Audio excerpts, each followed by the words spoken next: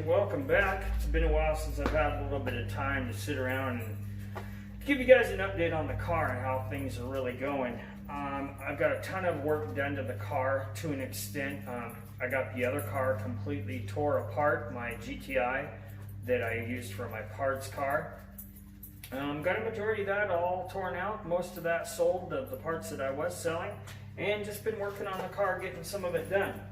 I know some people were asking and they wanted to know what really was the big differences on the wiring. So as far as everything that I've done to get the car to where it's at, the biggest things I've found, of course, the Halodex controller. I wired it. I went and found an Audi TT, pulled the wiring harness out of it with the plug too that goes through the floor with the rubber grommet right into the plug-in off of the differential. So from there up, I just pretty much wired it all the way to the front. You can wire it in. I did find, and it's hard to find, but I found the actual schematics of how it comes off and where it goes. If you need, you can always text or email me, and I can always shoot that over to you if somebody wants that from what I found. So that's not in, of course, your GTI wiring harness. So I ran that all the way to the front. With the harness that I got out of the TT, I cut just the driver's side out of it. That's all I needed. The other big part that's different on them is the plug-in for the ABS sensors. These run around the lower control arm, trailing arm.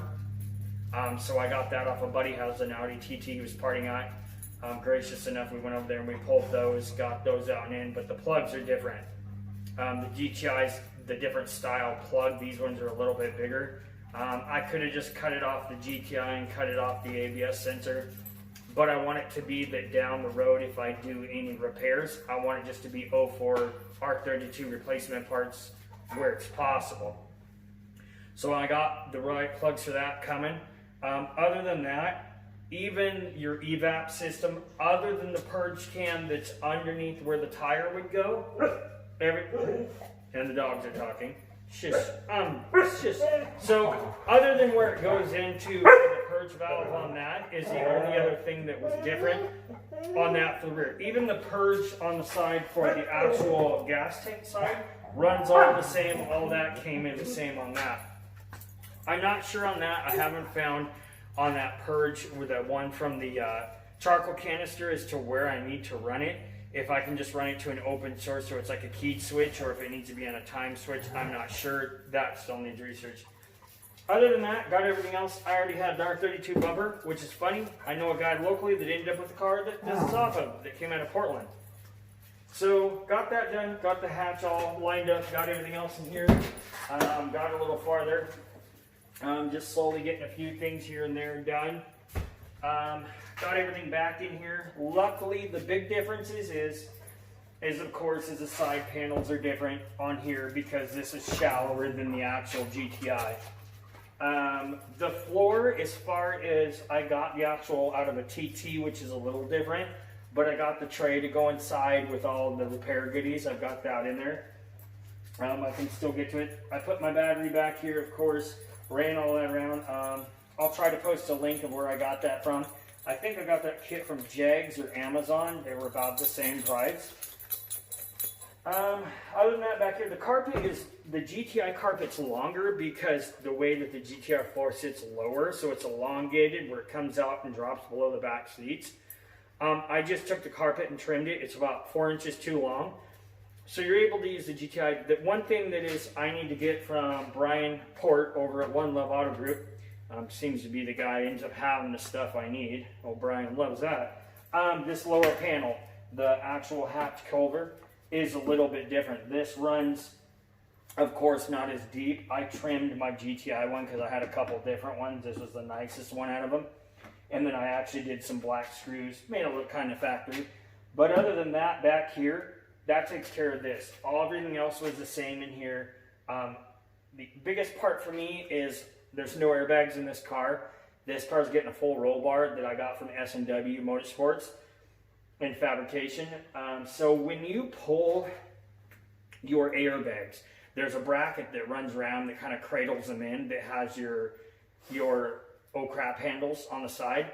I didn't put those brackets back in, and that's actually where it brackets over and it holds your handles, plus it holds the airbags where they drop down in an accident and it rips away. So it worked out for me because the way I'm doing it anyways, I won't use those handles. The roll bar will be in the way. So that's kind of a reminder. Other than that, everything else back here bolted in exactly the same. I was worried that the seat belts. If you are going to be building a car where there's no interior, I got lucky. There's a cover that goes over your rear hatch or your rear seat where it folds forward. It's different where it goes over the little trim piece. You can't even see it when the seats are closed, but that's the only other thing that's different back here that I found. Other than that, the rear of the suspension on the car is completely all put back together. Discs are on, calipers are on, emergency brake cables are ran. Like we did in one of the first videos, all the replacement stainless steel lines are on for the brakes, front and rears all together. Everything's done there. All the wirings ran through the car. I'll take you over and show you a little bit of just some of the stuff, and we'll walk through it a little bit. So as you can see back here, I got the sub in there. I don't know where I'm going to do the amp. And this over here, you can still access it, kinda. Like I said, the battery, did that, reran all that there. Back here, got this in. Of course, these typical broken things, I'll just do like I did before in zip time, because they still were strapped. So I got all this back there. Like I said, I'd already done this black in my GTI. So this was already all black in here for all the trim. That worked out great. It's awesome. No tint. I did not want a tinted rear window on this car. This hatch is off another car. It all closes well. It's got a few dings, but it's not bad. Let's see as we walk around here. Let's see. Still got to clean up trim on here. Get that all off and then get the new body filler. Like I said, as you get in here, you got the poor man's R32 seats, just my leather GTI stuff. Like I was pointing out here, I got true R32 or 337 lights, but you can't really see in here, but where the handles were, there's just nothing. There's actually like nothing here for it. I still got to run all my gauges, my air fuel ratio gauge, pyro, all that stuff before I put the dash back in. I even put my floor mats in because I want to see where everything's going to fit when I do my roll bar setup. But as far as in back of the car goes, everything's back, everything's wired in here, everything looks done in here. So I put that headrest back in. They haven't been in for years. My interior was pretty good. That seat's been cleaned up and fixed, but it'll work for now. I will still daily this, so I don't want the super nice seats quite yet. So everything's back in here. When all big, the difference is if you have the heater box, of course it's different because that one has the electronic control like the Audi has. With the R32s, I just did the other style ovens to do the 337 or GLI style cover for the stainless. I got some of the little goodies from Brian Port. I got these. I've got the stainless ones. I just haven't gotten them. Other than that, inside the car, mirrors back on, my cowl back on. Got everything ran in here. Everything's ran ECS dog bone. Got everything else cleaned up. Everything's brand new under here other than the actual axles. They were good. This one has been replaced. This one might be factory somewhere. The car only had, I think, 114 on it, so they can't be, they're close.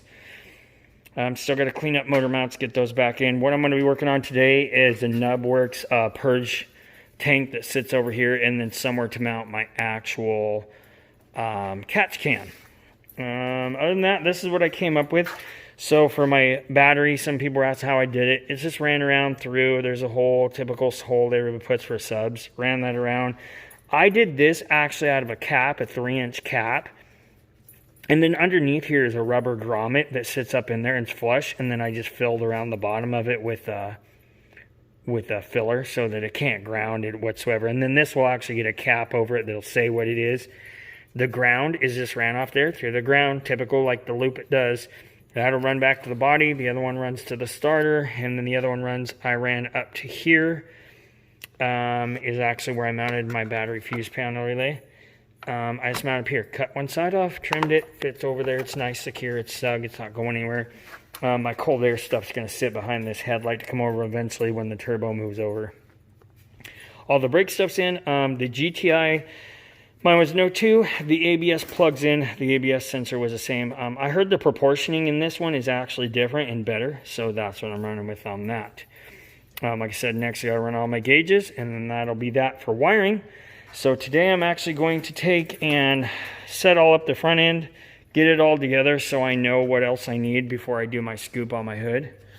Got all my goodies sitting around here. Motor, I haven't started completely tearing that apart yet. It's going to be my last thing that I do. I got my boxes full of all my stuff. That'll be a fun project. Love that mount. That thing is just crazy. It works good. I did the jigs, which is the same exact thing as Harbor Freight, by the way. So yeah, that's kind of just where the car stance is at right now. I'm stoked and excited. Things are getting closer on it. I've pushed it around a few times. Definitely stoked what I did because I knew where I was going with this project. I finally took the time and I bought the welder. I got the TIG 200 series Eastwood. I got a bunch of extra goodies, the better pedal, a better torch for it. There's my transmission, and there's going to be my short runner intake. This is off the Eurovan. They're full aluminum. I'll cut these runners down, modify it. I've never done any TIG welding before. That should be fun. Watched a bunch of reviews. Amazon has a better cup kit, and with all the other goodies, I've got that in the bag and goodies. I'll eventually build a rack down here for all that. I'm definitely looking forward to getting into that stuff. Exhaust is on the way. Got MagnaFlow exhaust coming. That should be a pretty sweet setup too. Definitely stoked fabricating wise with this car, taking it beyond where it's ever been. Over here here is their badass roll bar chromoly setup. It was amazing ship time too. Everything's already preset. Somewhere in here I have the plates. They're not around here. I don't know what I did with them. Over here somewhere I've got all the plates. It comes with the plates. I bought gussets for it, and I got some other small stuff that's added on for their kit. Kind of just told me, I'll make sure to mention him in quite a few of my videos. The guy, he was great customer service, worth every bit. So you've got the main hoop, you've got the upper loop hoop, and then you've got your door bars. I also bought the kit for the slammers for the side, so I can open them and get them in and out, so I have to pull seats out, whatever. This kit is, I believe, FCA approved as long as it's TIG welded. It does say that in their instructions. So that's just pretty much where everything's at on the car. The last little interior pieces are laying up there. Getting closer. Like I said, S&W Performance Group, their kit is rad. It is awesome. And you get all these really cool stickers too. They're bright and annoying, just like my truck. Love it. Well, I'll show you guys some little quick videos as I get closer with that front, and I'll be talking to you guys later.